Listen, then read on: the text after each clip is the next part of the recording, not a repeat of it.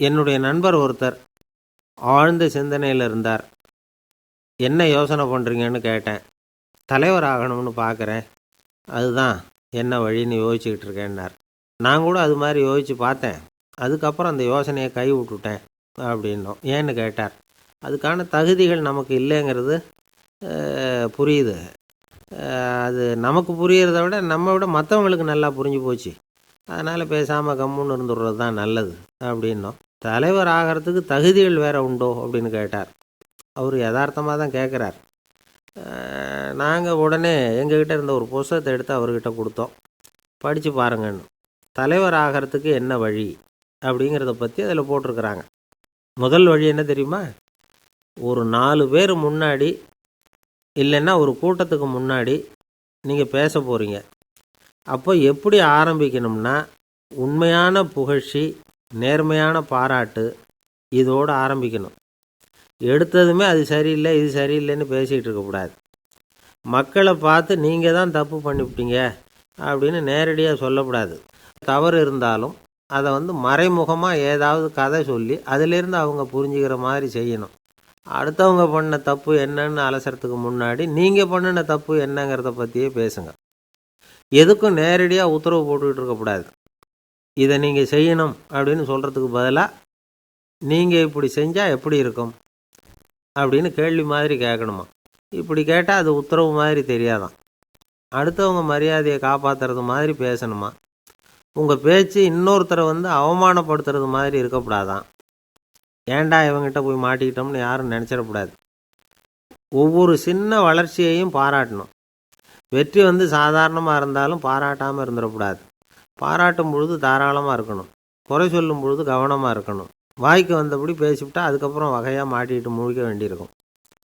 நீங்கள் பேசுகிறது இன்னொருத்தருக்கு ஒரு கௌரவத்தையும் மரியாதையும் உண்டு பண்ணுறது மாதிரி இருக்கணும். நீங்கள் பேசுகிறது அடுத்தவங்களுக்கு இருக்கிற கொஞ்ச நெஞ்ச மரியாதையும் எடுத்து விடுறது மாதிரி இருக்கக்கூடாது. உங்கள் பேச்சை கேட்டால் கேட்குறவங்களுக்கு ஒரு ஊக்கம் வரணும், உற்சாகம் வரணும். தவறு எதுவாக இருந்தாலும் அதை சுலபமாக திருத்திக்கலாம், சரி பண்ணிக்கலாங்கிறது மாதிரி இருக்கணும் உங்கள் பேச்சு. அடுத்தவங்களை சந்தோஷப்படுத்துங்க. உங்கள் யோசனையை கேட்டு நடந்துக்கிறதுனால அந்த சந்தோஷம் அவங்களுக்கு கிடைக்கணும். இந்த தகுதியெல்லாம் உங்ககிட்ட இருந்தால் நீங்கள் ஒரு சிறந்த தலைவராகலாம் அப்படின்னு அந்த புஸ்தகத்தில் போட்டிருக்கு. இந்த காலத்தில் தலைவர் ஆகிறதுக்கு வேறு சில தகுதிகள்லாம் கூட தேவைப்படுது. ஒரு புள்ள தன்னுடைய அப்பா கிட்ட, அப்பா உன்னை மாதிரியே நானும் அரசியலில் சேரணும், தலைவர் ஆகணும்னு ஆசைப்படுறேன், இன்னையிலேருந்து எனக்கு அரசியல் பாடம் கற்றுக் கொடு அப்படின்னு கேட்டிருக்கான். அவரும் சரின்னு சொல்லிவிட்டு ஒரு பெரிய ஏணியை எடுத்துகிட்டு வந்தாராம்.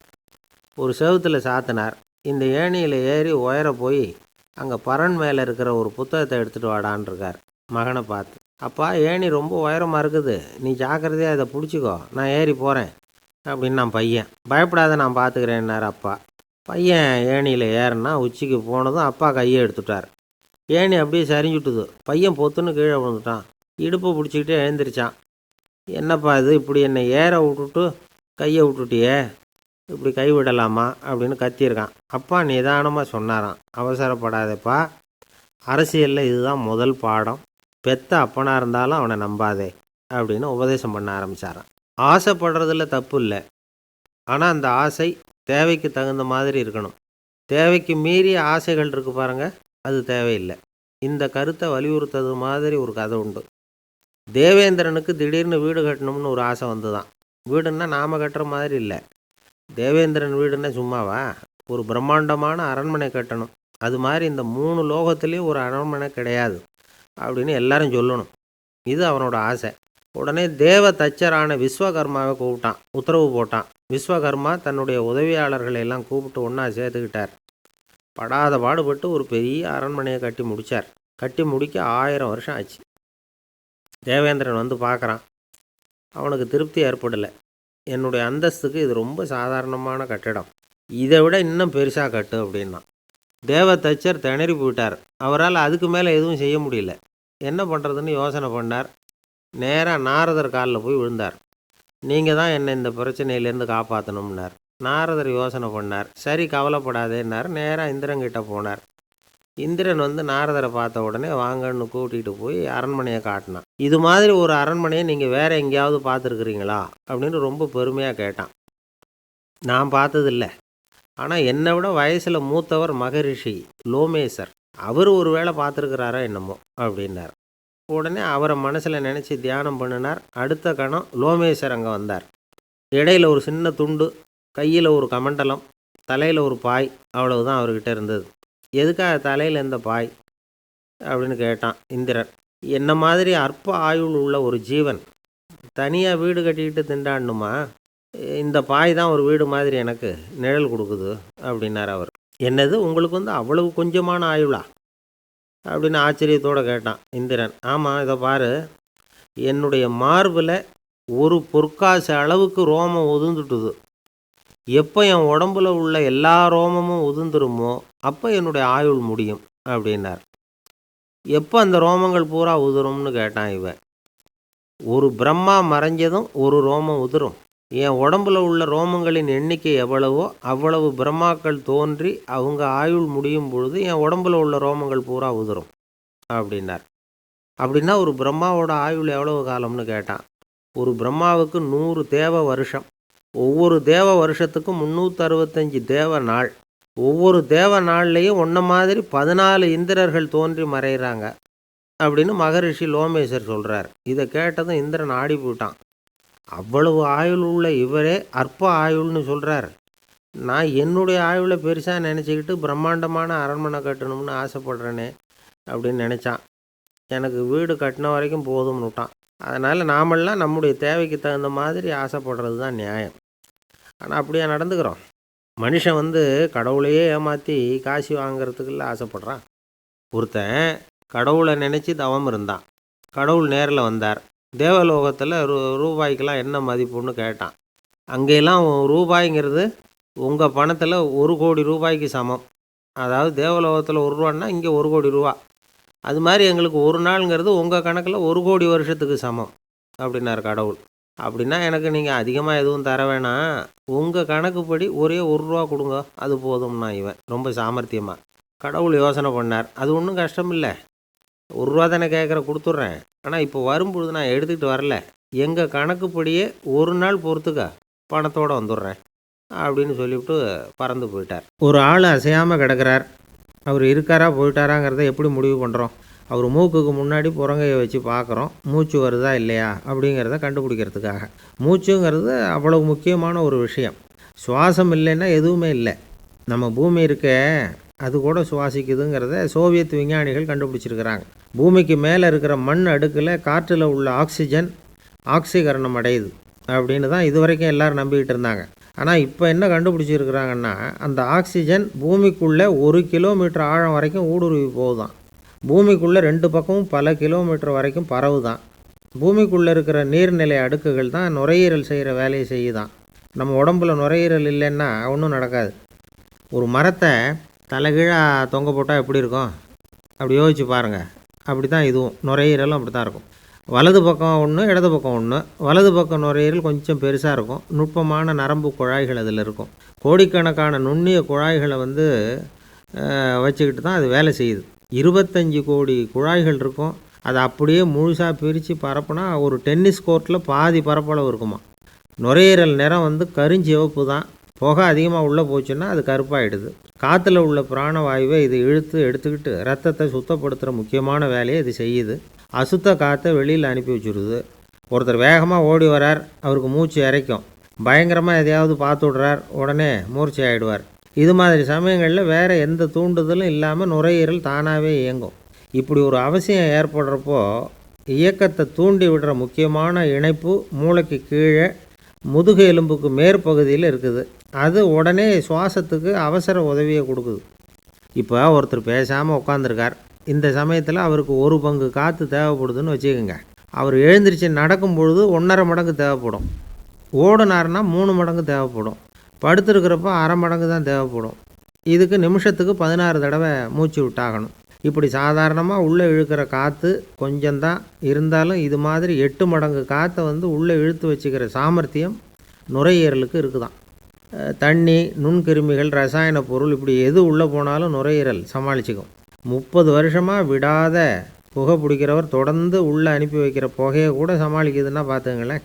உள்ளே போகிற புகை நுட்பமான சுவாச முடிச்சுகளை அழிச்சு விடுது. கறி புகை அது மேலே படிஞ்சு உபயோகம் இல்லாமல் பண்ணிவிடுது. ஆனாலும் தேவைக்கு அதிகமாக 8 மடங்கு கூடுதலாக சுவாச முடிச்சுகள் நம்ம உடம்புக்குள்ளே இருக்கிறதுனால சமாளிக்க முடியுது. சமாளிக்க முடியலன்னா சில சமயம் மூச்சு திணறும். அதை ஒரு எச்சரிக்கையாக எடுத்துக்கிட்டு புகை பிடிக்கிற பழக்கத்தை விட்டுடணும். அதுதான் நல்லது. ஆனால் அப்படி யார் விடுறது? இணை பிரியாத 2 நண்பர்கள் இருந்தாங்களாம். 2 பேரும் விடாமல் சிகரெட்டு குடிக்கிறவங்க. அதில் ஒருத்தன் செத்து போட்டான். இன்னொருத்தன் அதுக்கப்புறம் 2 சிகரெட்டாக குடிக்க ஆரம்பித்தானான். ஏன் இப்படி பண்ணுறேன்னு கேட்டிருக்காங்க.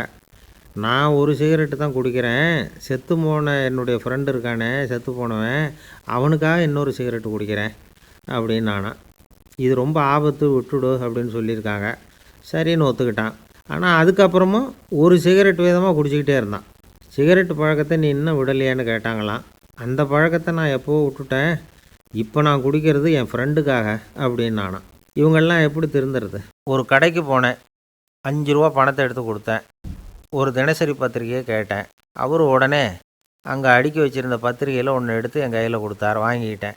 மீதி பணத்தை எடுத்தார். அதையும் என் கையில் கொடுக்கணும்ல, கொடுக்கல. எதிரில் இருந்த பலகையில் வச்சு எடுத்துக்க சொன்னார். எப்பவும் அவர் அப்படி தான் பண்ணுவார்.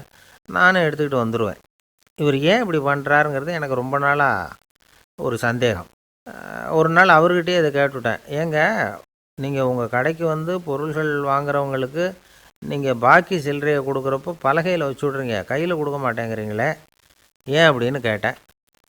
காசை கையில் கொடுத்தா நம்மக்கிட்ட இருக்கிற லட்சுமி போயிடுவா சார் அப்படின்னார். அதாவது பணம் செலவாயிடும் அப்படின்னு அர்த்தமா. இன்னொரு நண்பர், அவர் ஒரு நாள் வழக்கத்துக்கு மாறாக ரொம்ப சோகமாக உட்காந்துருக்கிறார். ஏங்க என்னாச்சு, ஏன் இப்படி கப்பலே கவிழ்ந்தது மாதிரி உட்காந்துருக்குறீங்க அப்படின்னு கேட்டேன். கப்பலே கவிழ்ந்திருந்தா கூட நான் இப்படி கவலைப்பட மாட்டேன் சார், வேறு ஒன்று நடந்து போச்சுன்னார். என்னன்னு கேட்டேன். என் உச்சந்தலையில் பல்லி ஒன்று விழுந்துட்டுதுன்னார். அதுக்காகவா இப்படி அப்படின்னு ஆச்சரியப்பட்டேன். ஆமாங்க, பல்லி உச்சந்தலையில் விழுந்தால் பலன் என்னன்னு பஞ்சாங்கத்தில் பார்த்தேன், மரணம்னு போட்டிருக்கு அப்படின்னு சொல்லிவிட்டு அவர் தொடர்ந்து கவலைப்பட ஆரம்பிச்சிட்டார். இப்படியும் ஒருத்தர், என் கூட வேலை பார்க்குற ஒருத்தர் எப்படி தெரியுமா, தினமும் வலது காலை வச்சு தான் ஆஃபீஸுக்கு உள்ளே நுழைவார். என்னைக்காவது தவறுதலாக இடது காலை வச்சு உள்ளே வந்துட்டார்னா அன்னைக்கு பூரா மனசு சங்கடப்படுவார். எந்த வேலையும் சரியாக ஓடாது. கேரம் போர்டு ஆடுற ஒருத்தர் எப்போ ஆட உட்காந்தாலும் ஸ்ட்ரைக்கரை கை தவறி கீழே விழுற மாதிரி பண்ணி அதுக்கப்புறம் அதை எடுத்துக்கிட்டு ஆட உட்காருவார். ஏன்னா எப்போவோ ஒரு தடவை நிஜமாகவே அது கை தவறி கீழே விழுந்திருக்குது. அன்னைக்கு பிரமாதமாக ஜெயிச்சுட்டார். உடனே ஒரு முடிவுக்கு வந்துட்டார், கை தவறுனா லாபம் அப்படின்னு. அதுக்கப்புறம் அதையே பழக்கமாக்கிக்கிட்டார். பூனை குறுக்க போனால் சகுனம் சரியில்லைன்னு நினைக்கிறவங்க உண்டு. ஆனால் ஒருத்தர் எப்படி தெரியுமா, அவர் வெளியில் கிளம்புற சமயம் பக்கத்து வீட்டு ரேடியோவில் மியாவ் மியாவ் பூனைக்குட்டின்னு பாட்டு சத்தம் கேட்டால் கூட போதும், சகனம் சரியில்லைன்னு பிரயாணத்தை கேன்சல் பண்ணிவிடுவார். இப்போ இவ்வளவும் எதுக்கு சொல்கிறோம்னா, அளவுக்கு மீறின சகுன நம்பிக்கைகள் இருக்குது பாருங்கள், இதோட பயமும் சேர்ந்துக்கிட்டதுன்னு வச்சுக்கோங்க, இது ஒருத்தருடைய மனநிலையை பாதிச்சிடும். இது உளவியல் நிபுணர்கள் சொல்கிற கருத்து. வாழ்க்கையே தடுமாற வச்சிரும். பாதுகாப்பு இல்லாத உணர்வு, ஒரு விதமான டிப்ரெஷன் மனநிலை, இதெல்லாம் தான் இதுக்கு காரணமாக அமையலாம். சில பேர் காய்கறி நறுக்க கத்தியை கையில் எடுத்தால் கூட நேரம் சரியாக இருக்கா அப்படின்னு பார்த்துட்டு தான் வேலையை ஆரம்பிக்கிறது வழக்கம். அறிவு தான் மனசுக்கு வாத்தியாராக இருக்கணும். அப்போ தான் வாழ்க்கை நிம்மதியாக இருக்கும். அறிவு மனசு சொல்கிறபடியெல்லாம் கேட்க ஆரம்பிச்சுட்டுதுன்னா இடைஞ்சல் தான். ஒருத்தருக்கு 7ஆம் நம்பர் தான் ராசியான நம்பரான். 7ஆம் தேதி தான் எந்த காரியத்தையும் ஆரம்பிப்பாராம். 7 எழுத்து வர்றது மாதிரி பேரை மாற்றி வச்சுக்கிட்டார். 7 மணிக்கு தான் தினமும் எழுந்திருப்பார். 7ஆம் நம்பர் வீட்டில் தான் குடியிருக்கார். கல்யாணம் கூட 7ஆம் தேதி தான் பண்ணிக்கிட்டார். அவர் ஒரு நாள் குதிரை பந்தயத்துக்கு போனாராம். குதிரையோட பேரையெல்லாம் பார்த்தார். ஒரு குதிரையோட பேர் 7 எழுத்தில் அமைஞ்சிருந்தது. 7 தானே இவருக்கு அதிர்ஷ்ட நம்பர். அதனால் உடனே அது பேரில் பணத்தை கட்டினார். பந்தயம் நடந்தது. என்ன சார் ஆச்சுன்னு கேட்டாங்க. நான் பணம் கட்டின அந்த என்னோட குதிரை 7ஆவதாக சேர்ந்தது சார் அப்படின்னாராம் சோகமாக. ஊருக்கு வெளியில் அமைதியான ஒரு இடம், அங்கே ஒரு ஆசிரமம், அங்கே ஒரு சாமியார். அவர் தினமும் நல்ல போதனைகள்லாம் செய்வார். பல பேர் போய் அங்கேயே சில நாள் தங்கி இருந்து அவர் சொல்கிற அறிவுரைகளை எல்லாம் கேட்டுக்கிட்டு வர்றது வழக்கம். ஒரு தடவை அவரை பார்த்துட்டு போகிறதுக்காக 3 வெளியூர் தம்பதிகள் வந்தாங்களாம். அந்த மடத்திலேயே சாப்பிட்டுக்கிட்டு தங்கி இருந்து அவங்களுடைய போதனைகளை கேட்டுக்கிட்டு போகணுங்கிறது அவங்க நோக்கம். காலையில் குளிச்சுட்டு பூஜையில் உட்காந்தார் அந்த சுவாமி. இவங்களும் குளிச்சுட்டு அந்த பூஜையை பார்க்குறதுக்காக அவர் முன்னாடி உட்காந்தாங்க. பூஜை ஆரம்பமாச்சு. சம்பிரதாயப்படி அது ரொம்ப நேரம் நடந்துக்கிட்டே இருக்குது. இவங்களுக்கு நல்ல பசி. இருந்தாலும் இந்த நேரத்தில் அதை எப்படி வெளியில் காட்டிக்கிறது? பேசாமல் இருந்தாங்க. அந்த சுவாமி பூஜையை முடித்தார். அதுக்கப்புறம் பேச ஆரம்பித்தார். பேச்சு அருமையாக தான் இருந்தது, அமிர்தமாக தான் இருந்தது. இருந்தாலும் இவங்களுக்கு இருக்கிற வயிற்று பசி அது சரியாக கவனிக்க விடலை. அந்த சுவாமியே இதை கவனித்ததா தெரியல. இவங்களுக்கு மனசுக்குள்ளே ஒரு எண்ணம், உள்ளே சாப்பாடு தயாராகிட்டு இருக்கும் போல இருக்குது, இந்த பேச்சு முடிஞ்சதும் நம்மளை உள்ளே அழைச்சிட்டு போய் சாப்பாடு போடுவாங்கன்னு நினைக்கிறோம் அப்படின்னு இவங்களாம் நினச்சிக்கிட்டாங்க. ஆனால் சுவாமி இதை பற்றி எதுவுமே பேசலை, கண்டுக்கலை. ஒரு அம்மாவால் அதுக்கு மேலே சும்மா இருக்க முடியுமா? முடியல. சாப்பாட்டை கவனிக்கலாமா அப்படின்னு சொல்லி மெதுவாக ஆரம்பித்தாங்க. கவனிக்கலாமே அப்படின்னு உள்ளே அழைச்சிட்டு போனார் சுவாமி. இவங்க ரொம்ப அவசரமாக எழுந்திரிச்சு உள்ளே ஓடினாங்க.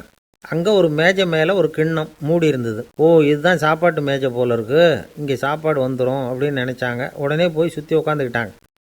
சுவாமி அந்த கிண்ணத்தை எடுத்து அந்த அம்மா கிட்ட கொடுத்தார். அவங்க அதை வாங்கி மூடியை திறந்து பார்க்குறாங்க. உள்ளே ஒரு சாவி இருக்குது. சரிதான், இது சமையலறை சாவி போல் இருக்குது, அங்கே போய் அதை திறந்து சாப்பாட்டை நாமே எடுத்துக்கிட்டு வந்து இங்கே வச்சுக்கிட்டு சாப்பிட்ணும் போல் இருக்குது அப்படின்னு நினச்சாங்க. சாவி இருக்கு இல்லையா, வாங்க பூட்டு நிறையா காட்டுறேன் அப்படின்னு சுவாமி அவங்கள அழைச்சிட்டு போனார், காட்டினார். இவங்க அந்த அறையை ரொம்ப ஆவலோடு திறந்தாங்க. உள்ளே பார்த்தா அங்கே அரிசி, பருப்பு, விதவிதமான காய்கறி எல்லாம் இருக்குது. சமையலுக்கு வேண்டிய மிளகாய், எண்ணெய், பால், தயிர், நெய் இப்படி எல்லாமே இருக்குது. அடுப்பு, விறகு, நெருப்பு போட்டி அது கூட அங்கே இருக்குது. சாப்பாடு தயாராக இருக்கும்னு நினச்சிக்கிட்டு போனால் இப்படி இருக்குதே அப்படின்னு சொல்லி அதை பார்த்ததும் ரொம்ப சோர்ந்து போட்டாங்க அவங்க. சுவாமி, என்ன இது சாப்பாடு இல்லையா அப்படின்னாங்க. அதுதான் சாப்பாட்டுக்கு வேண்டிய எல்லாம் இங்கே இருக்குதே, அடுப்பு மூட்டி நீங்கள் தான் அவங்கவுங்க ருசிக்கு தகுந்த மாதிரி சமைச்சிக்கணும், இந்த சன்னியாசிக்கு எப்படி சமைக்க தெரியும் அப்படின்னு கேட்டார் சுவாமி. சாப்பாடு தயாராக இருக்கும்னு நாங்கள் எதிர்பார்த்தோம் அப்படின்னாங்க. நீங்கள் இப்படி சொல்லுவீங்கன்னு நானும் எதிர்பார்த்தேன். இது வரைக்கும் நான் எவ்வளவோ தத்துவம்லாம் எடுத்து சொன்னேன். எல்லாத்தையும் விட இதுதான் அனுபவபூர்வமான தத்துவம். ஆண்டவன் நமக்கு நல்ல மனசை கொடுத்துருக்குறான், நல்ல வாய்ப்புகளையும் தந்திருக்கிறான், அதையெல்லாம் பயன்படுத்திக்கக்கூடிய மூளையையும் சிந்தனையையும் கொடுத்துருக்குறான். அதனால் அடுப்பை தான் நீங்கள் மூட்டணும், அடுப்பை நீங்கள் தான் மூட்டணும், உங்களுக்கு உகந்ததை நீங்கள் தான் சமைச்சு ருசித்து அனுபவிக்கணும். ஆண்டவனே அதை செஞ்சுக்கிட்டு இருக்க மாட்டான் அப்படின்னாராம் அந்த சுவாமி. நம்முடைய வாழ்க்கையில் பல நல்ல பலன்களை பெறுறதுக்கு நாம் தான் முயற்சி பண்ணணும். அதுக்குரிய சூழ்நிலையை தான் ஆண்டவன் கொடுப்பானே தவிர அதை விளக்கிறதுக்காக தான் அந்த சுவாமி அப்படி செஞ்சு காட்டியிருக்கிறார். இது ஒரு பெரியவர் இப்படி ஒரு விளக்கம் கொடுத்தார். அதுக்கப்புறம் அந்த 3 தம்பதிகளும் தெளிவடைஞ்சுட்டாங்களாம். நாம் தெளிவடைகிறது எப்போங்கிறது தான் தெரியல அப்படின்னு பல பேர் இதை கேட்டுட்டு சொல்லிகிட்டு இருக்கிறாங்க. இந்த கதையை நம்முடைய நண்பர் ஒருத்தர்கிட்ட சொன்னேன். அந்த நண்பர் ரொம்ப சந்தோஷப்பட்டார். நீங்கள் சொல்கிறது கரெக்டு சார், ஆனால் நான் அதை விட ஒரு படி மேலே சார். எனக்கெல்லாம் அரிசி, பருப்பு இருக்கிற ரூம் எதுன்னு கையை காட்டிட்டா போதும், உடனே கிண்ணத்துலேருந்து சாவியை எடுத்து கொடுக்கணுங்கிற அவசியம்லாம் இல்லை எனக்கு. அப்புறம் எப்படி ரூமை திறந்துருவீங்க அப்படின்னு கேட்டேன். பூட்டை உடச்சி திறந்துருவேன், அதுதான் எனக்கு பழக்கம் அப்படிங்கிறார். அந்த ஆள் என்னை கண்ணாப்புண்ணான்னு திட்டிவிட்டான் சார், அதை நினச்சா எனக்கு ரொம்ப வருத்தமாக இருக்குது அப்படின்னு சொல்லி கவலைப்பட்டார் ஒருத்தர். இதில் கவலைப்படுறதுக்கு என்ன இருக்குது அப்படின்னார் ஒரு பெரியவர். அவர் ஒரு மகான். என்ன சார் இப்படி சொல்கிறீங்க, ஒருத்தர் நம்ம பார்த்து திட்டுனா வருத்தமாக இருக்காதா அப்படின்னார். அது எப்படி வருத்தமாக இருக்கும், திட்டுறதுங்கிறது என்ன, அது வெறும் சத்தம் தானே அப்படின்னார் அந்த பெரியவர். நம்ம ஆளுக்கு தலையை பிச்சுக்கலாம் போல் இருந்தது. இருக்காது அப்படின்னா நமக்கே அப்படி தானே தோணுது. அந்த பெரியவர் சொல்கிறது ரொம்ப பெரிய விஷயம், அதை நாம் புரிஞ்சிக்க முயற்சி பண்ணலாம்னா நடைமுறை வாழ்க்கைக்கு அது ஒத்து வர்றது மாதிரி தெரிய மாட்டேங்குது. இருந்தாலும் அந்த பெரியவர் அதுக்கு என்ன தான் விளக்கம் கொடுக்குறாருன்னு பார்ப்போமே. ஒரு ரயில் போயிட்டுருக்கு, அதில் ஒரு சாது போயிட்டுருக்கார். அந்த ரயில் அவர் ஹரித்வாரம் போயிட்டுருக்கார். அவர் ரயிலில் ஏகப்பட்ட கூட்டம். நம்ம ஊர் ரயில் கேட்க வேணும், டிக்கெட் வாங்கிட்டு கொஞ்சம் பேர், வாங்காத கொஞ்சம் பேர். அது என்னத்துக்கு அனாவசியமாக டிக்கெட் அப்படிங்கிற நினப்பில் பாதி பேர். இந்த கூட்டத்துக்கு மத்தியில் அந்த சாதுவும் போயிட்டுருக்கிறார். உட்கார்றதுக்காக இருந்த இடத்துல ஒரு ஆள் படுத்துருக்கிறான், கொஞ்சம் முரட்டு ஆசாமி. அவன் கால் பக்கத்தில் கொஞ்சோண்டு இடம் பாக்கி இருந்தது. அந்த இடத்துல இந்த சாது உட்காந்துருந்தார். மெதுவாக உட்காந்துக்கிட்டார் போய். ஆனால் அந்த ஆள் ராத்திரி பூரா இவரை காலால் உதச்சிக்கிட்டே இருக்கிறான். அது இவருக்கு ரொம்ப அவமானமாக பட்டுது. அதனால் துக்கம் ஏற்பட்டுது. இருந்தாலும் அதை ஒரு மாதிரியாக சகிச்சுக்கிட்டே இவர் சேர்ந்தார். பொழுது விடிஞ்சுது. அந்த சாது ஹரித்வார் சேர்ந்தார். அங்கே ஒரு பெரிய ஞானியை சந்தித்தார். ராத்திரி ரயிலில் அந்த ஆள் உதைச்சதையும் அதனால் தனக்கு ஏற்பட்ட துக்கத்தையும் இந்த சாது அந்த ஞானிகிட்ட சொன்னார். சொல்லிவிட்டு, ஏன் சுவாமி, எனக்கு துக்கம் ஏற்பட்டதே அது தப்பா அப்படின்னு கேட்டார்.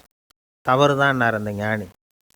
உனக்கு இன்னமும் தேக அபிமானம் போகலைங்கிறது தான் அது காட்டுது. அஷ்டாவக்கிரர் என்ன சொல்கிறார் தெரியுமா? உண்மையான ஞானி யாராவது தன்னை வந்தனை செய்தால் அதற்காக சந்தோஷப்பட மாட்டார், யாராவது நிந்தனை செய்தால் அதற்காக வருத்தப்பட மாட்டார் அப்படின்னு சொல்கிறார். நிந்தனைங்கிறது ஒரு ஒலி தான். தேகாபிமானம் இருக்கிற வரைக்கும் இந்த ஒலி நம்மளை வேதனைப்படுத்தும். நான் தேகம் இல்லை, ஆத்மா அப்படிங்கிற நினைவு இருந்தால் இந்த ஒலி நம்மளை பாதிக்காது. மனு என்ன சொல்கிறார் தெரியுமா? ஒரு சாதகன் பாராட்டுதலை விஷம்னு நினச்சி பயப்படணும், அவமானத்தை அமிர்தம்னு நினச்சி சந்தோஷப்படணுங்கிறார். அவமானப்பட்டால் கவலைப்படாமல் எப்படி இருக்க முடியும் அப்படின்னு தான் நமக்கு தோணும். அதனால தான் நம்மளில் யாரும் இதுக்கு உதாரணமாக யாரையும் காட்ட முடியல. புத்தரையும் கபீரையும் உதாரணமாக காட்டுறாங்க. அவங்களுக்கெல்லாம் அவமானம் ஏற்பட்டப்போ கவலையே படலையாம். புத்தரை அவமானப்படுத்தணுங்கிறதுக்காக கௌசாம்பி ராணி ஒரு இளம் பெண்ணை கொலை பண்ணி சடலத்தை புத்தர் குடிசைக்கு முன்னாடி போட சொன்னார். போட்டாங்க. புத்தர் தான் அந்த பொண்ணை கெடுத்து கொலை பண்ணிவிட்டாருன்னு எல்லாரும் நினச்சாங்க. ஆனால் புத்தர் இதை பற்றி கவலையே படலை. அப்புறமா உண்மை தெரிஞ்சதும் புத்தர் புகழ் இன்னும் அதிகமாயிட்டு. ஒரு பெரிய சபையில் ஒரு மோசமான பொண்ணு நுழைஞ்சி தனக்கும் கபீருக்கும் சம்பந்தம் உண்டுன்னு சொன்னான். கபீர் கவலைப்படலை. அவங்க மாதிரியெல்லாம் நாமளும் இருக்க கற்றுக்கணும். நிந்தனை, அபகீர்த்தி, அவமானம் எல்லாம் ஆண்டவன் கொடுக்குற பிரசாதம்னு நினைக்கணும் அப்படின்னு சொல்கிறார் அந்த ஞானி. இதை கேட்ட இந்த காலத்து ஆசாமி ஒருத்தர், நான் கூட அப்படி தான் சார், யாராவது அவமானப்படுத்தினா கவலைப்பட மாட்டேன். நேற்று கூட ஒருத்தர் என்ன பலார்னு அரைஞ்சுட்டார், நான் கொஞ்சம் கூட கவலைப்படலை, பேசாமல் வந்துட்டேன்னார். ஏன் அப்படி வந்துட்டீங்க அப்படின்னு. அவர் அரைஞ்சதுலேயும் ஒரு அர்த்தம் இருந்தது, அதனால தான் அப்படி வந்துட்டேன்னார். ஏன் அரைஞ்சாருன்னு கேட்டேன். 10 வருஷத்துக்கு முன்னாடி 15 ரூபா அவர்கிட்ட கடன் வாங்கினேன், அதை கேட்டு கேட்டு பார்த்துட்டு கடைசியாக தான் அரைஞ்சார் அப்படின்னார். ஆண்டவனுடைய பிரசாதம் இவருக்கு அடிக்கடி கிடைக்கும் போல இருக்கு. வங்க நாவலாசிரியர் சரத் சந்திரர் ஒரு நண்பர் அவர்கிட்ட வந்தார். வழக்கமாக எல்லா எழுத்தாளர்கள்கிட்டையும் கேட்குற ஒரு கேள்வியை கேட்டார். நீங்கள் எழுத்துத்துறைக்கு வந்தது எப்படி? இதுதான் கேள்வி. அதை தெரிஞ்சு என்ன பிரயோஜனம்னார் சரத் சந்திரர். சும்மா சொல்லுங்களேன், தெரிஞ்சுக்கிறேன் அப்படின்னார் வந்தவர். சரி சொல்கிறேன்னு ஆரம்பித்தார். நான் ரங்கூனில் வேலை பார்த்துக்கிட்டு இருந்தேன். சம்பளம் பத்தலை. வேலையும் பார்த்துக்கிட்டு ஒரு பலசரக்கு கடை வைக்கலாம்னு நினச்சேன். என்னால் மளிகை கடை வச்சு சரியாக நடத்த முடியுமாங்கிற சந்தேகம் என் மனைவிக்கு. அதை சோதனை பண்ணி பார்க்கணுங்கிறதுக்காக சில பொருள்களின் அளவு, அதோட விலை, இப்படி சிலதை சொல்லி எல்லாத்தையும் மனக்கணக்காக கூட்டி போட சொன்னாங்க. என்னால் சரியாக கூட்டி சொல்ல முடியல. உங்களால் மளிகை கடை நடத்த முடியாதுன்னு சொல்லிவிட்டாங்க. உடனே என்ன பண்ணுறது, வேறு வழி இல்லை, கதை எழுத ஆரம்பிச்சிட்டேன் அப்படின்னார். கேட்டவருக்கு சிரிப்பு வந்துட்டு தான். சரத் சந்திரர் ஒரு பக்கம் சீரியஸான நாவல்கள், சிறுகதைகள் எழுதியிருந்தாலும் அவருடைய இன்னொரு பக்கம் வேறு விதம். நண்பர்கள்கிட்ட பேசும்பொழுதும் சரி, அவர்களுக்கு கடிதங்கள் எழுதும்போதும் சரி, கேலியும் கிண்டலும் நகைச்சுவை உணர்வும் அதிகமாக இருக்கும். காந்திஜி ஒரு சமயம் கல்கத்தாவுக்கு வந்திருந்தார். தேசபக்தர்கள் பல பேர் அவர்கிட்ட பேசிக்கிட்டு இருந்தாங்க. அப்போது சரத் சந்திரரும் அங்கே இருந்தார். கிரண் சங்கர் ராய் அப்படிங்கிறவரும் அங்கே இருந்தார். அவர் சொன்னாராம், காந்திஜியோட பழகிய முதல் வங்காளி நான் தான். போயர் யுத்த காலத்தில் இவர் லண்டனுக்கு வந்திருந்தப்போ என்கிட்ட தான் வங்காள மொழி கற்றுக்கிட்டார் அப்படின்னாராம். உடனே சரத் சந்திரர் காந்திஜியை பார்த்து, இவர் உங்களுக்கு வங்காள மொழி கற்றுக் கொடுத்தது உண்மைதானா அப்படின்னாராம். ஆமான்னாராம் காந்தி. அதனால தான் உங்களால் வங்காள மொழி கற்றுக்க முடியல அப்படின்னாராம். எல்லாரும் சிரித்தாங்களாம். சரத் சந்திரர் சாம்தாபேர் அப்படிங்கிற கிராமத்தில் தங்கியிருந்தார். ஒரு இலக்கிய நிகழ்ச்சியில் கலந்துக்கிறதுக்காக.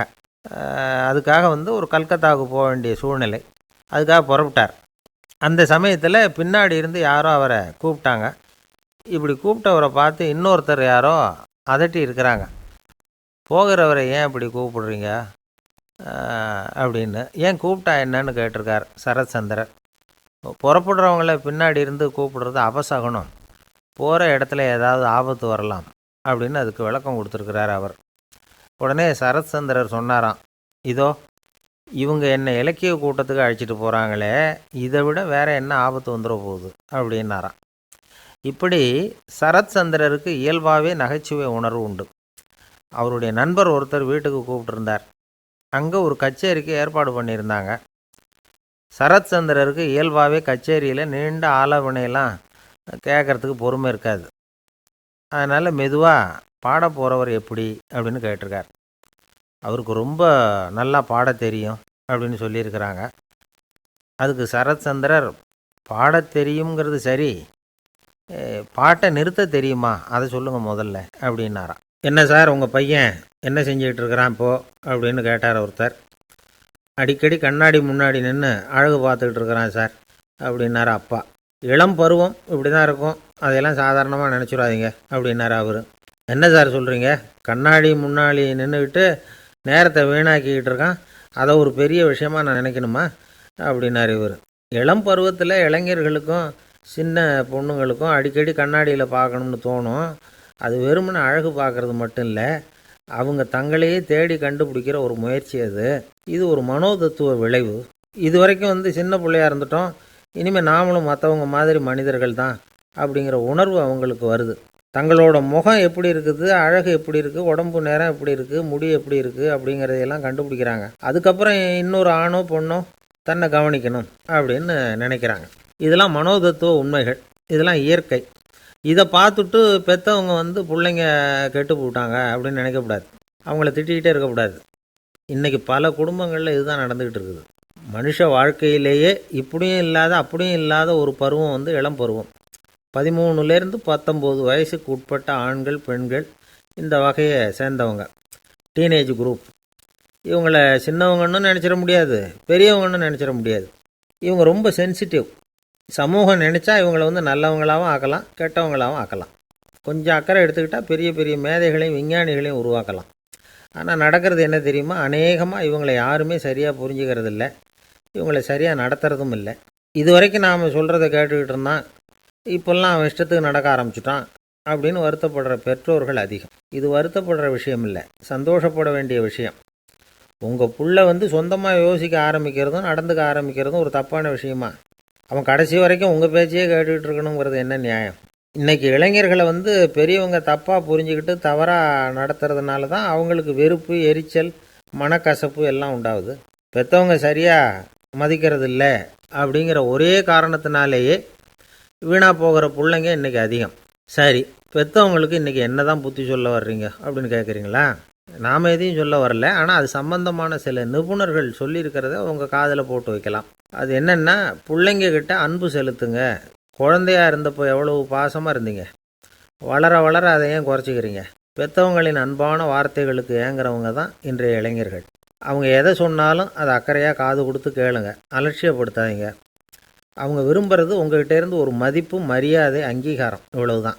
அவங்க அவங்களாவே முடிவுகள் எடுக்கட்டும், அதுக்கு நீங்கள் உதவியாக இருங்க, அது போதும். மற்றவங்க முன்னாடி, முக்கியமாக அவங்க நண்பர்கள் முன்னாடி அவங்கள பற்றி மட்டமாக பேசாதீங்க. அவங்கக்கிட்ட பொய் சொல்லக்கூடாது. நீங்கள் சொன்னது பொய்ன்னு தெரிஞ்சு போச்சுன்னா உங்கள் பேரில் அவங்களுக்கு இருக்கிற மதிப்பு போயிடும், நம்பிக்கை போயிடும். அவங்களுக்கு முன்னாடி நீங்கள் சண்டை போடக்கூடாது. உங்கள் பிள்ளைய எப்பவும் இன்னொரு பிள்ளையோட ஒப்பிட்டு பேசுகிற வேலையே வேணாம். கூட பிறந்த மற்றவங்களோட கூட ஒப்பிடக்கூடாது. இப்படி செஞ்சால் அவன் உங்ககிட்டையும் பிரியமாக இருக்க மாட்டான், அவங்ககிட்டையும் பிரியமாக இருக்க மாட்டான். புள்ள எங்கே போகிறான், என்ன பண்ணுறான் அப்படின்னுலாம் துப்பறிஞ்சிக்கிட்டு இருக்கக்கூடாது. இளைஞர்கள் தனிமையை விரும்புகிறவங்க.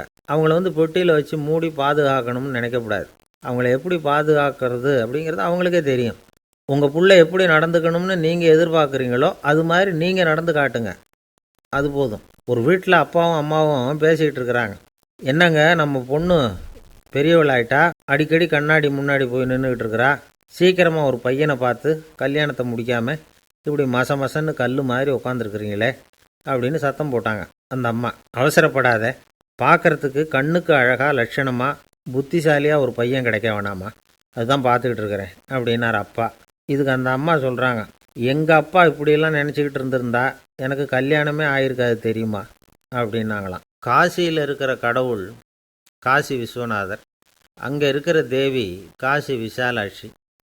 இவங்க 2 பேரும் ஒரு நாள் பேசிக்கிட்டு இருந்தப்போ கடவுள் சொன்னார், இந்த மனிதர்களை நாம் ரொம்பவும் நம்பிக்கையோடு தான் படைச்சிருக்கிறோம், இருந்தாலும் அவங்களுக்கு தான் நம்பிக்கை இல்லை, எதுலேயும் ஒரு உண்மையான நம்பிக்கை இல்லாமல் வாழ்ந்துக்கிட்டு இருக்கிறாங்க அப்படின்னார். என்ன அப்படி சொல்கிறீங்க? அதை பாருங்கள், எவ்வளவு பேர் காசியை தேடிட்டு கங்கையில் குளிச்சுக்கிட்டு இருக்கிறாங்க, அவங்களெலாம் நம்பிக்கை இல்லைன்னா இவ்வளவு தூரம் தேடிட்டு இங்கே குளிப்பாங்களா அப்படின்னு நாங்கள் தேவி. சரி, அதை சோதித்து பார்க்கலாம் அப்படின்னு 2 பேரும் முடிவு பண்ணிக்கிட்டாங்க. உடனே ஒரு திட்டம் போட்டாங்க.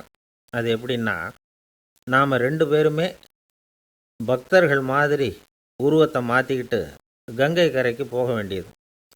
நான் கங்கையில் இறங்கி குளிக்கிறேன். கொஞ்ச நேரத்தில் சுழலில் மாட்டிக்கிட்டது மாதிரி நடிக்கிறேன். நீ உடனே கரையிலிருந்து சத்தம் போடு. என்னோட வீட்டுக்காரரை யாராவது காப்பாற்றுங்களேன்னு சத்தம் போடு. அதோட இன்னொன்று சொல்லு, யாராவது ஒரு புண்ணிய ஆத்மா அவர்கிட்ட போய் அவருடைய முடியை பிடிச்சி இழுக்கணும். அப்படி ஒரு சாபம் இருக்குது எங்களுக்கு. புண்ணிய ஆத்மா, அதாவது எந்த பாவமும் செய்யாத இல்லாத ஒருத்தர் தான் அவரை காப்பாற்ற முடியும். அப்படிப்பட்டவங்க யாராவது வெள்ளத்தில் குதித்து என்னுடைய கணவரை காப்பாற்றுங்கோ அப்படின்னு நீ சத்தம் போடு, கூச்சல் போடு. என்ன நடக்குதுன்னு பார்க்கலாம் அப்படின்னார் கடவுள். சரின்னு சொல்லி 2 பேருமா சாதாரண பக்தர்கள் மாதிரி கங்கை கரைக்கு சேர்ந்தாங்க. அவர் இறங்கி குளித்தார். திட்டம் போட்டது மாதிரியே சுழலில் மாட்டிக்கிட்டது மாதிரி கத்துனார். கரையில் இருந்த அந்த அம்மா, ஐயோ என் கணவரை காப்பாற்றுங்களேன், யாராவது காப்பாற்றுங்களேன்னு கத்துனாங்க. பல பேர் ஓடி வந்தாங்க. உடனே இவங்க, பாவம் இல்லாத புண்ணிய ஆத்மா ஒருத்தரால் தான் என்னுடைய கணவர் காப்பாற்றப்படணுங்கிறது விதி, அப்படி ஒரு சாபம் இருக்குது, அதனால் புண்ணிய ஆத்மா யாராவது அவர்கிட்ட போய் அவர் முடியை பிடிச்சி தூக்குனா அவரை காப்பாற்றிவிடலாம் அப்படின்னாங்க.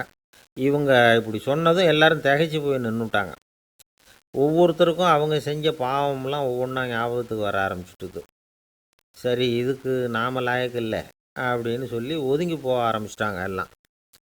இந்த சமயத்தில் யாரோ ஒருத்தர் வேகமாக ஓடி வந்தார். ஆற்றுல குதித்தார்.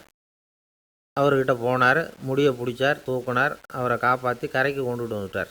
அப்படி காப்பாற்றின அந்த ஆளை இவங்க 2 பேரும் தனியாக கூப்பிட்டுக்கிட்டு ஒரு மண்டபத்துக்கு வந்துட்டாங்க. வந்து விசாரிக்கிறாங்க. நீ யாரப்பா அப்படின்னு கேட்குறாங்க. ஏதும் தெரியாத மாதிரி.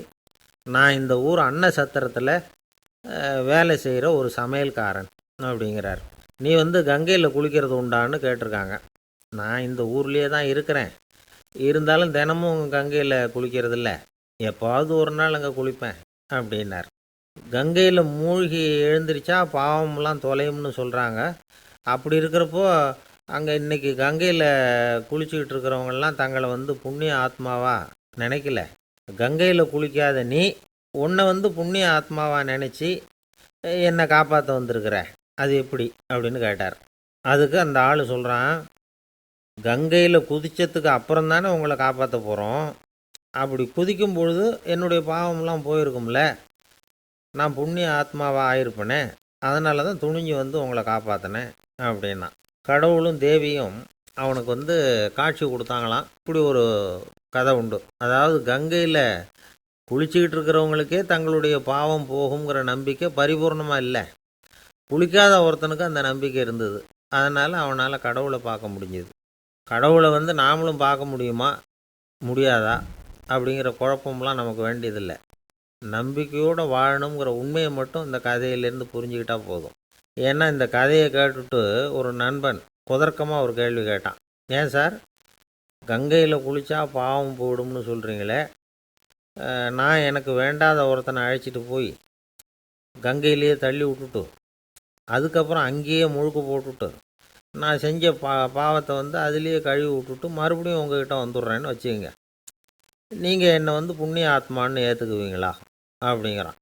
ஆள் கொஞ்சம் ஆசைந்தான், நம்மளே அங்கே அழைச்சிட்டு போனாலும் போயிடுவான். ஒரு சீன தேசத்து அரசர் இருந்தார். அவருக்கு வயசாயிட்டுது. அவருக்கு அடுத்தபடியாக அவருடைய புள்ள பட்டத்துக்கு வரணும், ஆட்சி பொறுப்பை ஏற்றுக்கணும்.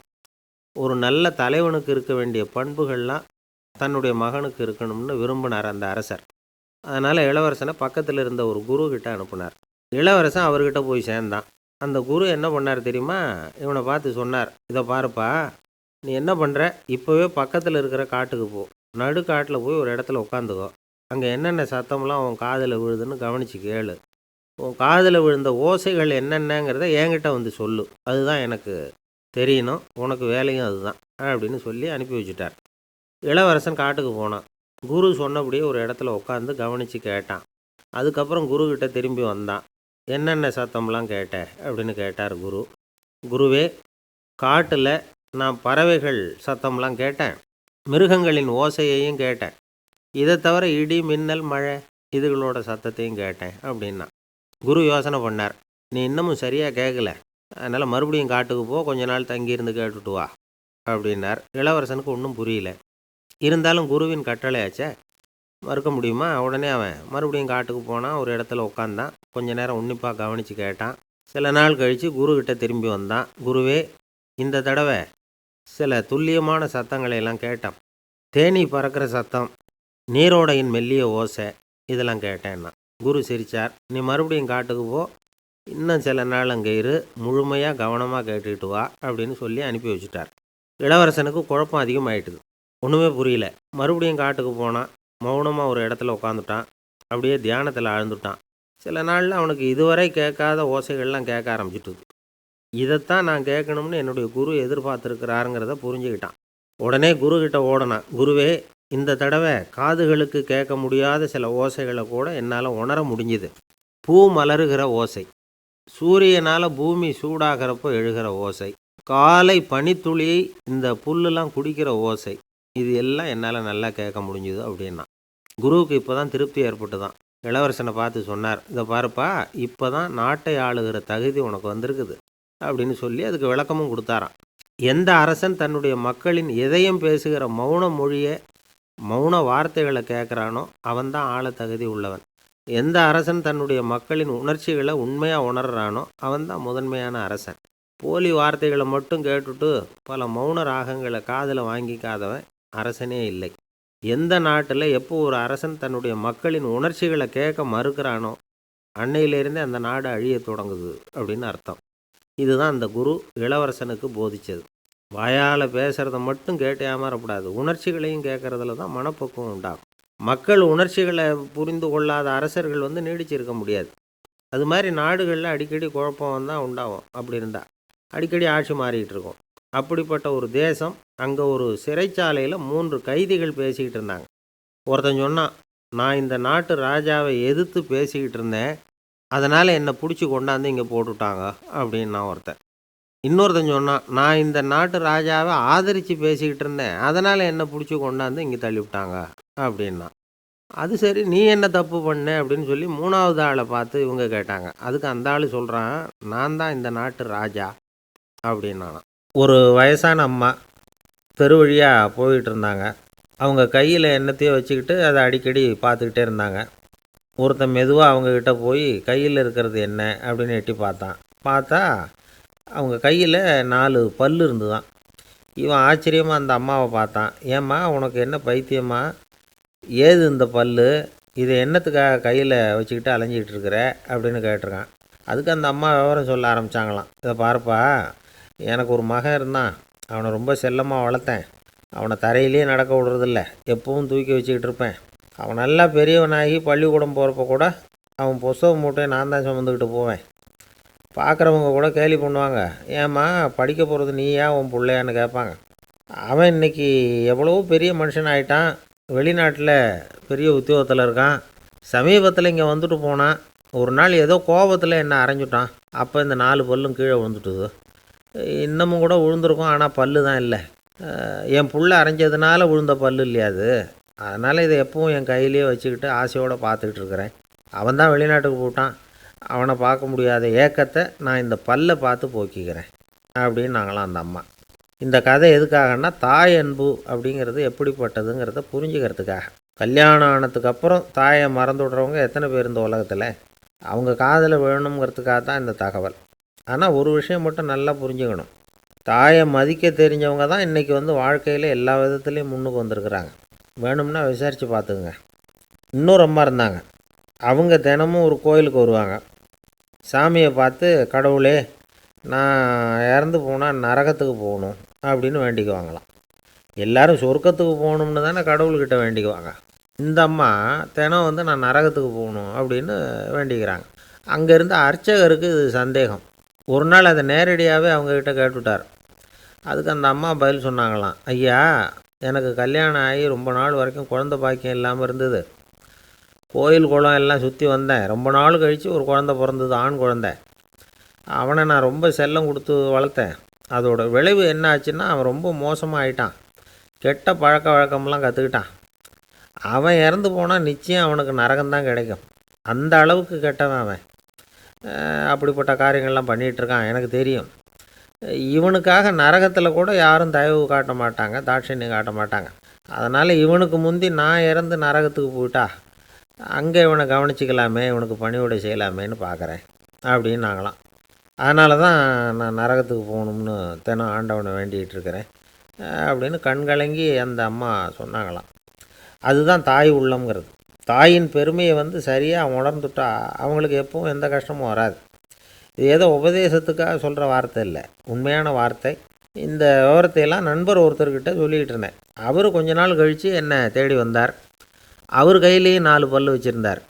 என்னங்க ஆச்சு, ஏதுங்க இந்த பல் அப்படின்னு விசாரித்தோம். உங்கள் உபதேசத்தை கேட்டுவிட்டு இந்த உலகத்தில் எல்லாரையும் தாயாக நினைக்க ஆரம்பிச்சிட்டேன். ஒரு அம்மாவை கடத்தரில் பார்த்து தாயேன்னு கூப்பிட்டேன். அவங்க உடனே பலார்னு என்னை அரைஞ்சிட்டாங்க, பல் விழுந்துட்டுது. அதை தான் பொறுக்கி எடுத்துக்கிட்டு நேராக உங்களை தேடி வந்துக்கிட்டு இருக்கிறேன்னார். தாயேன்னு தானே கூப்பிட்டீங்க, அதுக்கு ஏன் அரைஞ்சாங்க அப்படின்னு கேட்டோம். நான் தாயேன்னு கூப்பிட்டது அவங்க காதில் நாயேன்னு விழுந்துட்டு தான், அதுதான் இப்படி ஆயிட்டுது அப்படின்னார். காசி மாநகரத்தை பிரம்மதத்தன் அப்படிங்கிற ராஜா ஆட்சி பண்ணிட்டு வந்தார். அவர் ஒவ்வொரு வருஷமும் ஒரு திருவிழா நடத்துறது வழக்கம். எல்லா தேசத்திலிருந்தும் எல்லா வகையான ஜனங்களும் அதில் கலந்துக்குவாங்க. ஒரு சமயம் அது மாதிரி விழா நடந்துக்கிட்டு இருந்தது. வைகுண்டத்திலேருந்து தேவலோகத்திலேருந்து நிறைய தேவகுமாரர்கள்லாம் காசி நகருக்கு அப்போது வந்திருந்தாங்க. அதில் முக்கியமாக ஒரு 4 தேவகுமாரர்கள், அந்த 4 பேரையும் சுற்றி ஏகப்பட்ட கூட்டம். அப்படி என்ன விசேஷம் அவங்கக்கிட்ட அப்படின்னா, மற்றவங்கள விட அவங்க முகம் அழகாக இருந்ததா அப்படி பார்த்தா அப்படியும் இல்லை. அவங்க அணிஞ்சிருந்த மலர் மாலைகள் தான் அதுக்கு காரணமாக. அந்த மலர்கள்லேருந்து அப்படி ஒரு அபூர்வமான நறுமணம். இதுக்கு முன்னாடி இப்படி ஒரு நறுமணத்தை அந்த ஊர் ஜனங்க அனுபவிச்சதே இல்லை. அதுதான் அந்த 4 பேரையும் சுற்றி கூட்டம். எல்லாரும் கேள்வி கேட்க ஆரம்பித்தாங்க. உடனே அந்த 4 தேவகுமாரர்களும் எல்லாருக்கும் தெரியும்படியாக வானத்தில் எழும்பி கொஞ்சம் உயரமாக நின்றுக்கிட்டாங்க. கீழே நின்றுக்கிட்டு இருந்த அரசன்லேருந்து ஆண்டி வரைக்கும் ஒருத்தர் பாக்கி இல்லாமல் ஒரே குரலில் எல்லாரும் அவங்கள பார்த்து, எங்களுக்கும் இது மாதிரி மாலையை போட்டுக்கணும்னு ஆசையாக இருக்குது, அதுக்கு நீங்கள் தான் அருள் பண்ணணும் அப்படின்னு கேட்டுக்கிட்டாங்க. மாலை போட்டுக்கிறதுனா எல்லாருக்கும் ஆசையாக தானே இருக்கும். அந்த 4 தேவகுமாரர்களில் ஒருத்தர் புத்தர் பிரான். அவர் சொன்னார், பூலோகவாசிகளே, நான் சொல்கிறத கொஞ்சம் பொறுமையாக கேளுங்க. கக்காரு அப்படிங்கிற கற்பக விருட்சத்தின் மலர்களால் தொடுக்கப்பட்டது இந்த மாலை. இதுக்கு நிறைய சக்தி உண்டு. எந்த காலமும் இது வாடாது, வாசனையும் குறையாது. ஆனால் இதை அணிந்து கொள்கிறதுக்கு சில தகுதிகள் தேவை அப்படின்னார். என்ன தகுதி அது சொல்லுங்களேன் அப்படின்னு ஏக காலத்தில் எல்லாரும் சத்தம் போட்டாங்க. தீய இயல்புகள் உள்ளவங்க, இழிந்த சிந்தனை, இழிந்த செயல் உள்ளவங்க இந்த மாலையை அணிய முடியாது அப்படின்னார். அவ்வளோதான். கூட்டத்தில் சத்தம் போட்டவங்கள்லாம் மெதுவாக அப்படி அடங்க ஆரம்பிச்சிட்டாங்க. இன்னொரு தேவகுமாரன் சொன்னார், அடுத்தவங்க பொருளை அபகரிக்காதவன், அடுத்தவங்களுக்கு கெடுதல் பண்ணக்கூடிய பொய் பேசாதவன், பேராசையினால் கெட்ட வழியில் பொருள் ஈட்ட நினைக்காதவன் இந்த மாலையை போட்டுக்கலாம் அப்படின்னார். கூட்டத்திலிருந்து யாரும் முன்னுக்கு வரல. ஒரே ஒரு ராஜகுரு மட்டும் கொஞ்சம் முன்னாடி வந்தார். பெரியவர், படித்தவர். அவர், எனக்கு தகுதி இருக்குது அந்த மாலையை போட்டுக்கிறதுக்கு அப்படின்னார். வேறு ஒன்றும் இல்லை, பொய் சொல்லியாவது அந்த மாலையை வாங்கிக்குவோமே அப்படின்னு முடிவு பண்ணிட்டார் அவர். அவ்வளோதான், மாலையை வாங்கிட்டார். அடுத்த தேவகுமாரன் பேசினார். யாருக்கு திடமான அறிவும் மனமும் இருக்குதோ, யாருக்கு நல்ல காரியங்களில் அசையாத ஈடுபாடு இருக்குதோ, நல்ல அரிய பொருள்களை தனியாக தான் மட்டும் அனுபவிக்க விரும்பாதவர் யாரோ அவர் முன்னாடி இந்த மாலையை வாங்கிக்கலாம் அப்படின்னார். அந்த தகுதியும் எனக்கு இருக்குன்னார் ராஜகுரு. மாலையை வாங்கி போட்டுக்கிட்டார். இன்னொரு ராஜகுமாரன் பேச ஆரம்பித்தார். அறநெறியில் செல்வம் சேர்க்கணும், ஆடம்பர பொருள்களுக்கு அடிமையாகக்கூடாது, வெற்றி அடைஞ்சாலும் கர்வம் வரக்கூடாது, அப்படிப்பட்டவங்க இந்த மாலையை போட்டுக்கலாம்னார். துணிஞ்சு பொய் சொல்லி அதையும் வாங்கி கழுத்தில் போட்டுக்கிட்டார் இந்த ராஜகுரு. இன்னொரு ராஜகுமாரன் சொன்னார், சான்றோர்களை நிந்திக்காதவங்க, புறம் பேசாதவங்க இந்த மாலையை போட்டுக்கலாம்னார். அதையும் வாங்கி போட்டுக்கிட்டார். திருவிழா முடிஞ்சுது, எல்லோரும் திரும்பி போயிட்டாங்க.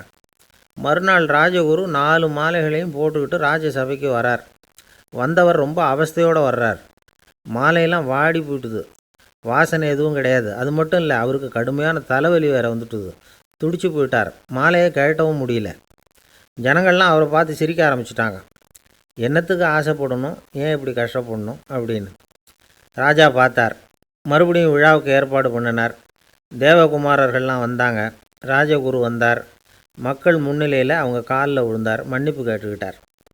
இந்த மாலையை போட்டுக்கிற தகுதி எனக்கு இல்லை.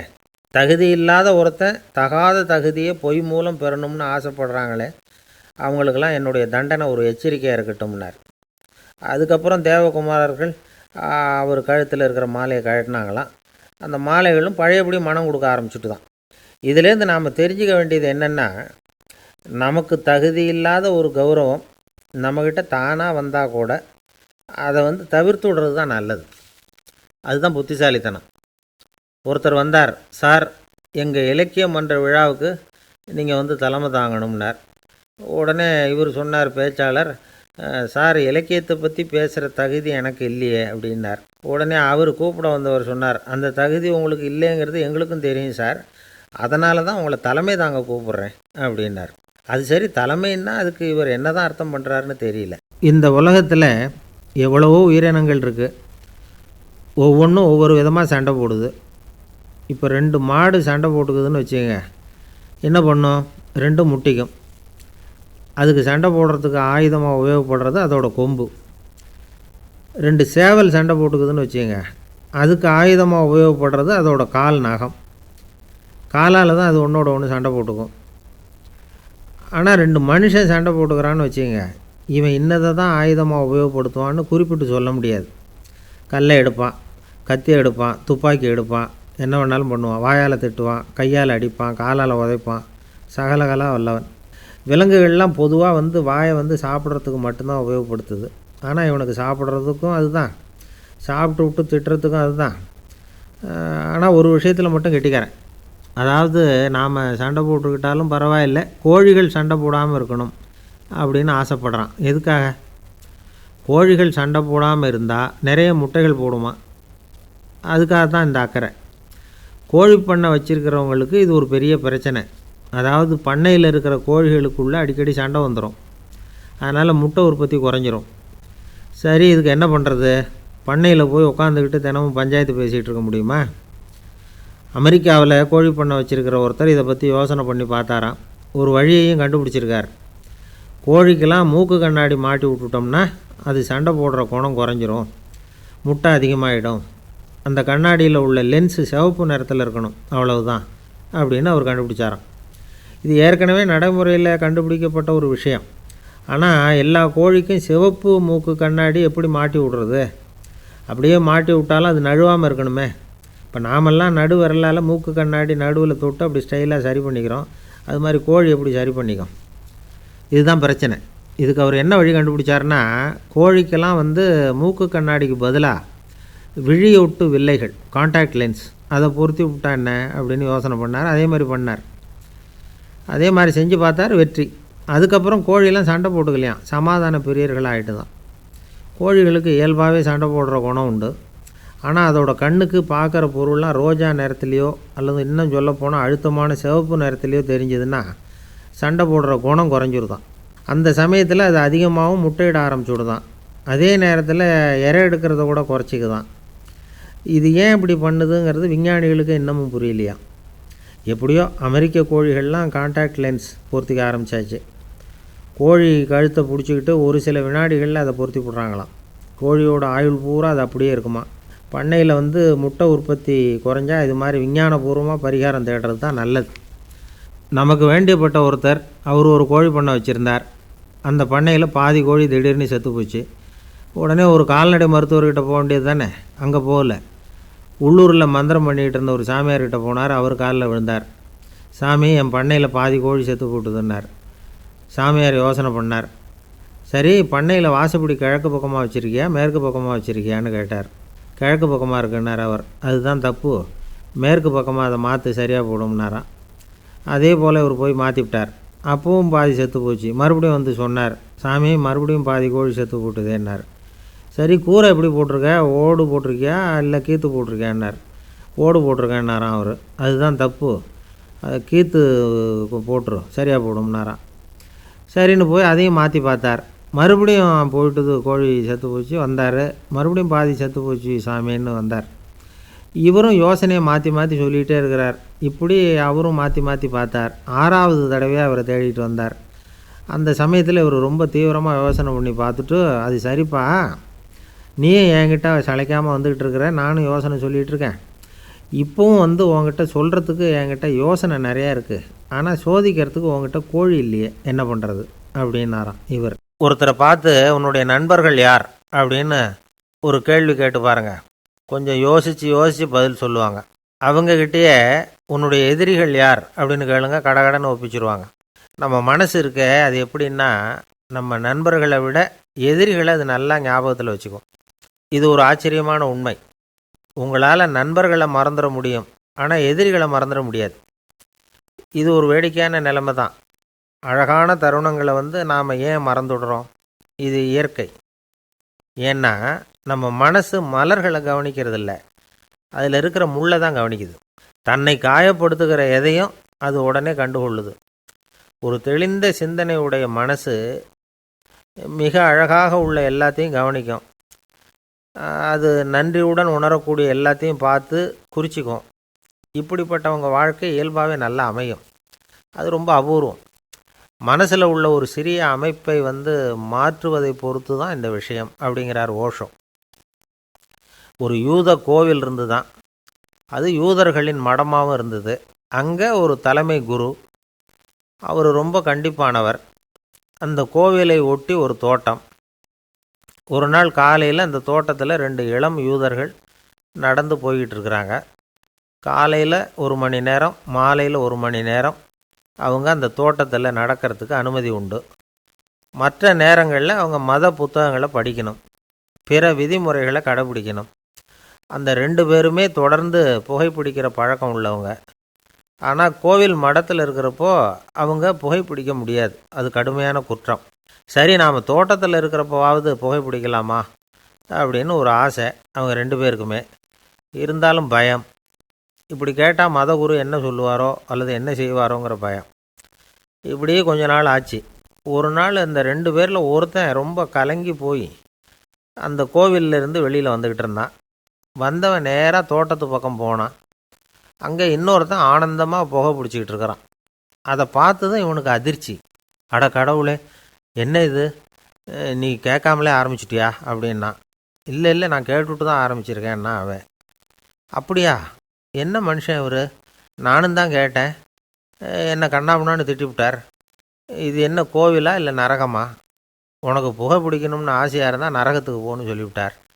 அது சரி, உன்னை மட்டும் எப்படி அனுமதிச்சார் அப்படின்னு கேட்டான் இவன். அவன் சிரிச்சுக்கிட்டே, நீ எப்படி கேட்ட சொல்லு அப்படின்னா. நாம் இந்த தோட்டத்துக்கு வர அனுமதிக்கப்பட்டிருக்கிறதே ஜபத்துக்காகத்தானே, அதனால் நான் ஜபம் சொல்லும் பொழுது புகை பிடிக்கலாமா அப்படின்னு கேட்டேன். அதுக்கு தான் அவர் சத்தம் போட்டு என்னை அடிக்கவே வந்துட்டார் அப்படின்னா இவன். நீ ஒரு மாதிரியாக கேட்டிருக்க, நான் வேறு மாதிரியாக கேட்டிருக்கிறேன். ஜெபம் சொல்லும்போது புகை பிடிக்கலாமான்னு நீ கேட்டிருக்க. ஐயா, புகை பிடிக்கும் பொழுது ஜபிக்கலாமா அப்படின்னு நான் கேட்டேன். அதில் தப்பு ஒன்றும் இல்லை அப்படின்னு பதில் சொல்லிட்டார் அப்படின்னா. ஒரு சிறிய மாற்றம்தான் அது மிகப்பெரிய மாறுதலை ஏற்படுத்தி விட்டது. மனசு நல்ல விதமாக சிந்திக்க ஆரம்பிச்சுட்டுதுன்னா மகிழ்ச்சிக்கு பஞ்சம் இல்லை. ஒரு கஞ்சன் ஆற்றுல விழுந்துட்டான், வெள்ளத்தில் தத்தளிச்சிக்கிட்டு இருக்கிறான். கரையில் நின்ன ஒருத்தர், உன் கையை கொண்டா இப்படி பிடிச்சி இழுத்து கரையில் சேர்த்து விடுறேன்னார். எதையும் கொடுத்து பழக்கம் இல்லாத அவன் கையையும் கொடுக்க மாட்டேன்னுட்டான். இவர் பார்த்தார், உன் கையை கொடுன்னு சொல்கிறதுக்கு பதிலாக நான் என் கையை கொடுக்குறேன் பிடிச்சிக்கோ அப்படின்னார். அவன் கப்புன்னு பிடிச்சிக்கிட்டான், இழுத்து கரையில் போட்டார். இந்த உலகத்தில் நாம் நல்லபடியாக இருக்கணும்னா அதுக்கு முக்கியமாக தேவைப்படுறது 2. ஒன்று செல்வம், இன்னொன்று அறிவு. சரி, இது 2ல் சிறந்தது எது அப்படின்னு ஒரு கேள்வி கேட்டால் என்ன பதில் சொல்கிறது? இதே கேள்வியை ஹஸ்ரத் அலி அவர்கள்கிட்ட கேட்டாங்களாம். அவர் ஒரு பெரிய அறிஞர். கேள்வி கேட்டவங்களும் சாதாரண ஆட்கள் இல்லை, இவங்களும் அறிஞர்கள். ஒரு நாள் ஹஸ்ரத் அலி அவர்கள்கிட்ட 10 அறிஞர்கள் வந்தாங்களாம். ஐயா, நாங்கள் 10 பேரும் உங்ககிட்ட ஒரே கேள்வியை தான் கேட்க வந்திருக்கிறோம், ஆனால் எங்கள் 10 பேருக்கும் நீங்கள் தனித்தனியாக பதில் சொல்ல முடியுமா அப்படின்னு கேட்டிருக்காங்க. அதாவது அவங்க ஒரே கேள்விக்கு இவர்கிட்ட இருந்து 10 விதமான பதில் எதிர்பார்க்குறாங்க. சரி கேளுங்க, என்ன கேள்வி அப்படின்னார் அவர். அப்போ தான் அவங்க கேட்டாங்களாம், செல்வம் அறிவு இது 2ல் சிறந்தது எது? இதுதான் கேள்வி. ஹஸ்ரத் அலி என்ன பண்ணார் தெரியுமா? அவங்கள ஒவ்வொருத்தராக கூப்பிட்டார். ஒவ்வொரு விதமான பதிலை சொல்லி அனுப்புனார். முதல்ல ஒருத்தரை கூப்பிட்டார், சொன்னார், அறிவுங்கிறது தீர்க்கதரிசிகள், ஞானிகள், மகான்கள் இவங்களோட பரம்பரை சொத்து. ஆனால் செல்வம்ங்கிறது கொடுங்கோலரின் ஆயுதம். அதனால் அறிவு தான் சிறந்தது அப்படின்னார். ரெண்டாவது ஆளை கூப்பிட்டார். உங்ககிட்ட செல்வம் இருந்தால் நீங்கள் தான் அதை காப்பாற்றணும். ஆனால் அறிவு உங்களை எப்பவும் காப்பாற்றும். ஆகவே அறிவு தான் சிறந்தது அப்படின்னார். மூணாவது ஆளை கூப்பிட்டார். செல்வந்தனுக்கு எப்போதும் விரோதிகள் அதிகம், ஆனால் அறிஞனுக்கு நண்பர்கள் அதிகம். அதனால் அறிவு தான் சிறந்ததுன்னார். அடுத்தவரை கூப்பிட்டார். செல்வம் அடுத்தவங்களுக்கு கொடுக்க கொடுக்க குறையும், ஆனால் கல்விங்கிறது அதிகரிச்சுக்கிட்டே வரும், கொடுக்கறதுனால குறையாது. அதனால் அறிவு தான் சிறந்ததுன்னார். இன்னொருத்தரை கூப்பிட்டார். அறிவுள்ளவன் எப்பவும் அதை அடுத்தவங்களுக்கு வாரி வழங்கிக்கிட்டே இருப்பான். அதனால் அவங்ககிட்ட தாராளத்தன்மை இருக்கும். ஆனால் செல்வந்தன்கிட்ட கஞ்சத்தனம் தான் இருக்கும். அதனால் அறிவு தான் சிறந்ததுன்னார். ஆறாவது நபரை கூப்பிட்டார். செல்வத்தை கள்வர்கள் திருடிட்டு போக முடியும், ஆனால் அறிவை அப்படி திருடிட்டு போக முடியாது அப்படின்னார். ஏழாவது நபரை கூப்பிட்டார். செல்வம் கால ஓட்டத்தில் அழிஞ்சிரும், ஆனால் அறிவை கால ஓட்டம் ஒன்றும் பண்ண முடியாது. ஆகவே அறிவே சிறந்ததுன்னார். எட்டாவது ஆளை கூப்பிட்டு சொன்னார், செல்வத்துக்கு எப்பவும் எல்லை உண்டு, நிறை உண்டு, அளவு உண்டு, கணக்கு உண்டு. ஆனால் அறிவுக்கு அப்படிப்பட்ட எல்லை எதுவும் கிடையாது. அதனால் அதுதான் சிறந்ததுன்னார். அடுத்தவனை கூப்பிட்டார். செல்வம் உள்ளத்தில் உள்ள ஒளியை போக்கிவிடும், இருட்டை உண்டாக்கிவிடும், விரிந்த மனப்பான்மையை குறுகலாக்கிவிடும். ஆனால் அறிவு அப்படி இல்லை. இருண்ட உள்ளத்தில் ஒளியை பாய்ச்சி அதை விசாலப்படுத்துது. அதுதான் சிறந்ததுன்னார். கடைசியாக 10வது நபரை கூப்பிட்டார். செல்வம் மனசில் செருக்கை உண்டாக்குது, ஆணவத்தை ஏற்படுத்துது. அதனால் நானே கடவுள்னு நினைக்கிற அளவுக்கு மனுஷனை தாழ்த்தி விடுது. ஆனால் அறிவு பணிவையும் பண்பாட்டையும் வளர்க்குது. அதனால் அறிவு தான் சிறந்ததுன்னார். ஆக இப்படி 10 பேருக்கும் 10 விதமாக பதில் சொன்னது மூலமாக ஹஸ்ரத் அலி அவர்கள் அறிவு தான் செல்வத்தை விட சிறந்தது அப்படிங்கிறதுக்கு 10 காரணங்களை சுட்டி காட்டியிருக்கார். அந்த அறிஞர் 10 பேர் கேட்ட ஒரே கேள்விக்கு 10 பதில் சொன்னார். நமக்கு வேண்டிய ஒருத்தர் 10 பேர் கேட்ட கேள்விக்கு ஒரே பதில் சொல்லி சமாளித்தார். கேள்வி என்ன தெரியுமா? என்கிட்ட வாங்கின கடனை எப்போயா திருப்பி கொடுக்க போகிற? இதுதான் அந்த 10 பேரும் கேட்ட ஒரே கேள்வி. இந்த மாதம் 26ஆம் தேதி தந்துடுறேன் அப்படிங்கிற ஒரே பதில் சொல்லி அவ்வளவு பேரையும் இவர் அனுப்பி வச்சுட்டாராம். எல்லாரும் போனதுக்கப்புறம் இவரை தனியாக கூப்பிட்டு கேட்டிருக்கிறாங்க. அது என்ன சார் கணக்கு, 26ஆம் தேதி அன்னைக்கு என்ன அதிசயம் நடக்க போகுது அப்படின்னு கேட்டிருக்காங்க. அதிசயம் அன்னைக்கு இல்லை, அதுக்கு நாளே நடக்க போகுதுன்னாராம். விவரமாக சொல்லுங்கன்னு இருக்காங்க. வேறு ஒன்றும் இல்லைங்க, 26ஆம் தேதி தானே எல்லாரையும் வர சொல்லியிருக்கிறேன், அதுக்கு நாளே நான் புறப்பட்டு தலைமறைவாயிட போகிறேன் அப்படின்னாராம் ரொம்ப பெருமையாக.